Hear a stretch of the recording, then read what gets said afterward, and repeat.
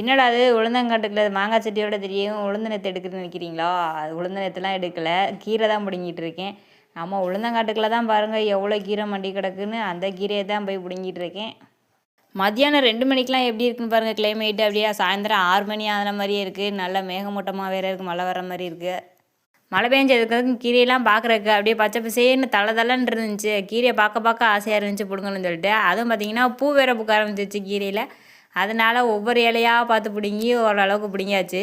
அதுக்கப்புறம்னா அந்த கீரையோட கொஞ்சம் முருங்கைக்கீரை போட்டால் நல்லாயிருக்கும் அப்படின்னு சொல்லிட்டு முருங்கைக்கீரை பிடுங்க வந்தாச்சு. முருங்கைக்கீரை நம்ம மரத்து கீரை தான். நம்ம மரத்து கீரை நல்லா பயங்கர டேஸ்ட்டாக இருக்கும். அதுவும் பார்த்திங்கன்னா பூவும் பிஞ்சு நிறையா இருக்கனால பூவெல்லாம் உதிர்ந்துடாமல் பார்த்து பூ இல்லாத கொப்பில் இருக்க கீரையாக பார்த்து உடச்சிட்டு வந்தாச்சு.